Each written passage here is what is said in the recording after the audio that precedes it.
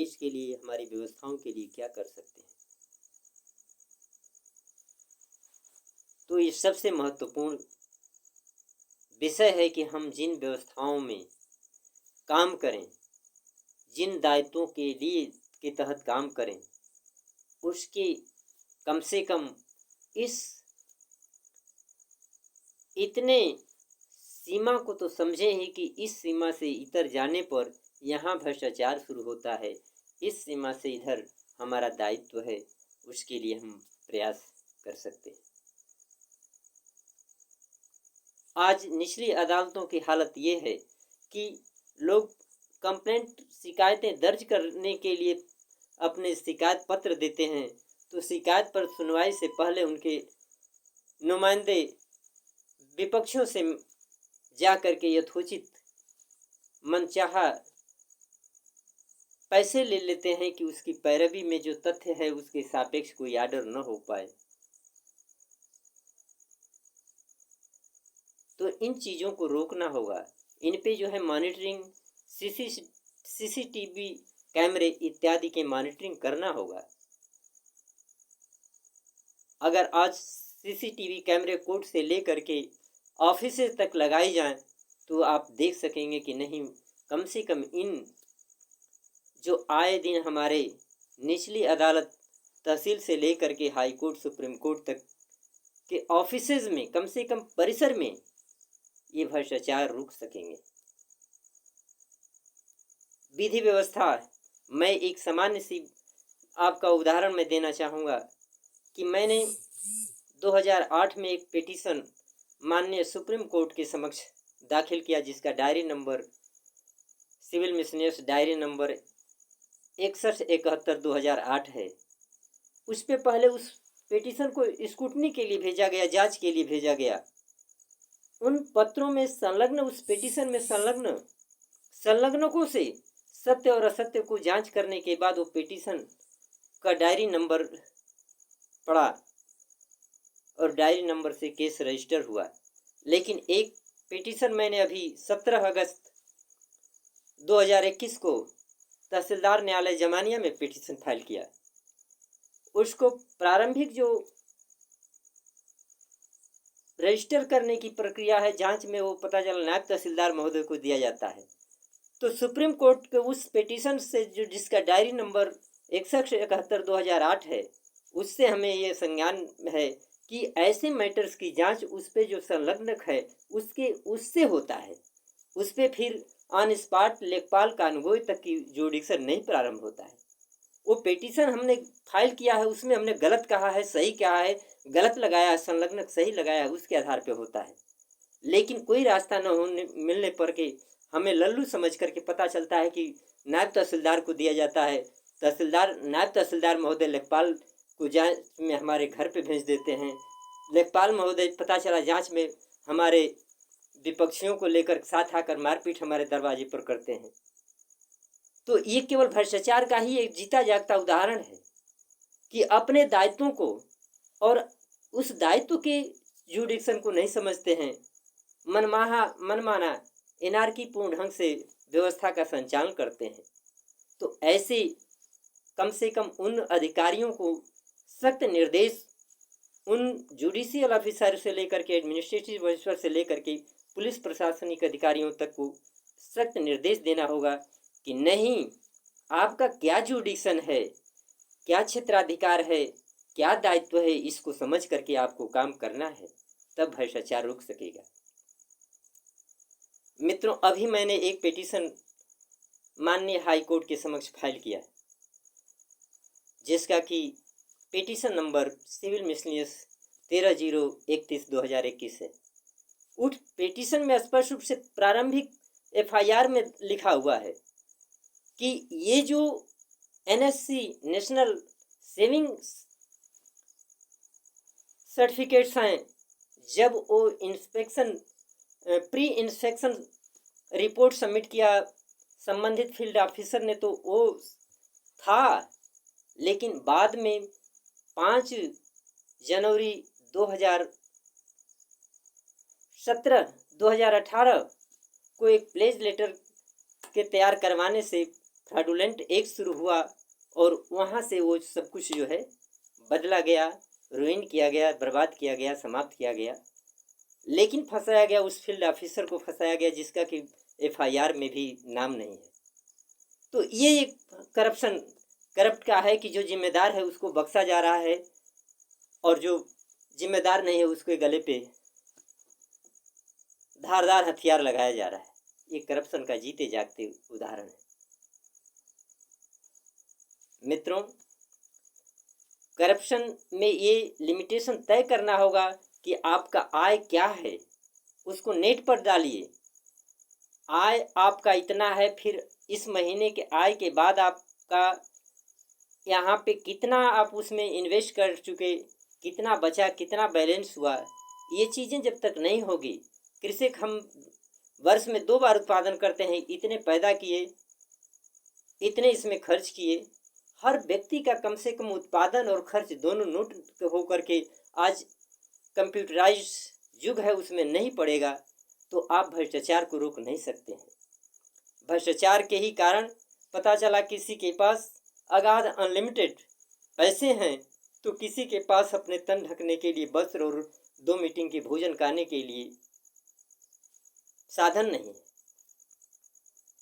फलतः जिन के पास अगाध पैसे हैं उनके लड़कों का पता चला वो 2-4 पीढ़ी लड़के लहंगाई करते हुए जीवन बसर कर सकते हैं। जो परिश्रम करने वाले हैं उनके रोटी से मजाक उड़ाते हुए जीवन बसर कर सकते हैं। फलतः क्या होगा? नाना प्रकार के निर्दोष सफ़र करते हुए कोर्ट कचहरियों का चक्कर लगाते हुए अपना जीवन व्यतीत करेंगे। तो भ्रष्टाचार को रोकने के लिए आवश्यक है कि हमारे हर नागरिक का आय कितना है, व्यय कितना है, इसको पारदर्शितापूर्ण ढंग से सामने लाने की जरूरत है। स्पष्ट रूप से समय सीमा के अंतर्गत डिक्लेरेशन भराने की जरूरत है कि हमारे पास कितना सोना, चांदी, पैसे, अचल चल संपत्ति है और अगले वर्ष अगर उस सीमा में बढ़ोतरी होता है तो किस मार्ग से होता है, इसको निश्चित करना आवश्यक होगा। तब हमारा भ्रष्टाचार रुक सकेगा। और जब भ्रष्टाचार रुकेगा तो समाज में अमन, चैन, किसी भी तरीके की जाति भेद, लिंग, जन्म स्थान, तमाम तरीके के जो भेद हैं वो दूर हो करके शासन सत्ता सरकार के पास साधन स्वमेव आएंगे। क्योंकि गिद्ध की तरह जो शासन सत्ता चलाने वाले हैं उनसे लेकर के जो शासन सत्ता के इर्द गिर्द गलियारे में हैं उन तक उस राष्ट्र के संसाधनों को गिद्ध की तरह नोचने में लगे हुए हैं, जिससे भ्रष्टाचार नहीं दूर हो रहा है। भ्रष्टाचार को दूर करना है तो यही एक मार्ग है कि एक समय सीमा के अंतर्गत हर नागरिक का कि उसकी चल अचल संपत्ति कितनी है, उसका आय कितना है, इसका स्पष्ट रूप से डिक्लेरेशन आवश्यक है, जिससे यह स्पष्ट हो सकेगा कि इस व्यक्ति का वास्तव में अपने संसाधनों से गुजर बसर कर सकता है, अपने बेटे बेटी की पढ़ाई लिखाई करा सकता है कि नहीं करा सकता है, और कितने ऐसे हैं जिनको कि हमारे सरकारी योजनाओं की ज़रूरत है, उनके लिए किसी फॉर्मेट और फॉर्म की ज़रूरत नहीं है, एप्लीकेशन की ज़रूरत नहीं है, उनके लिए हमारे नुमाइंदे, हमारे वेलफेयर स्टेट के अधिकारी स्वयं पहुंच करके उनके घर पर वेलफेयर स्टेट के दायित्वों को पूरा करने का बीड़ा उठाएंगे, तब ये भ्रष्टाचार मिट सकेगा। तो दोस्तों, केवल केवल भ्रष्टाचार है, हम भ्रष्टाचार मिटाएंगे, इससे भ्रष्टाचार नहीं मिट सकता है। जब तक ग्रास रूट लेवल की सच्चाई को सामने रखते हुए कि नहीं, ये स्वमेव घोषित करना, अगर घोषित नहीं करेंगे तो ये नेट पीढ़ी दर पीढ़ी ये क्रम आगे बढ़ेगा। अगर छुपाए हुए धन जितना भी हैं, सोना, चांदी, हीरे जवाहरात, अगर मिट्टी में गाड़ कर रखे हैं तो मिट्टी में ही गाड़े रह जाएंगे। उनके 10 पीढ़ियों तक ये नेट पर कंप्यूटराइज सिस्टम पर जो डिक्लेरेशन है बढ़ता जाएगा, उनके बाल बच्चे भी वो काले धन को यूज नहीं कर पाएंगे, तब ये भ्रष्टाचार मिट सकता है। आज की स्थिति ये है कि चाहे सोना चांदी अपने आय व्यय भ्रष्ट माध्यमों से हड़पे गए लोगों के धन दौलत को सोना चांदी हीरा जवाहरात में कन्वर्ट करके गाड़ दें, उसका कोई लेखा जोखा लेने वाला नहीं है, जिसके भ्रष्टाचार का मूल कारण है। तो भ्रष्टाचार के नाम पर राजनीति नहीं, आरक्षण के रास्ते, आरक्षण के लिए हमने बताया है कि नहीं, बच्चों के दाखिला के साथ ही समाज को 3 वर्गों में बांट करके पढ़ने, एक पाठ्यक्रम, एक न्यूट्रिशनल वैल्यू के साथ उनके पढ़ने की व्यवस्था हो। नियोजन नीति घोषित हो एवं जीवन सुरक्षा निधि संचित हो, जिससे अमीर गरीब किसी कास्ट कौम के बच्चे हों, उनको पढ़ने लिखने के बाद बेरोजगारी की मार न सहना पड़े। जिन बच्चों को, जिन छात्र छात्राओं को नियोजन नीति के तहत नियोजित कर सके, वो तो नियोजन नीति के तहत नियोजित हुए, लेकिन जो बेरोजगारी की स्थिति में आए, उनको हम कम से कम जो जीवन सुरक्षा निधि संचित है दाखिला के साथ ही उनसे उनको हम दे सकें, जिससे वे अपने पारिवारिक जीवन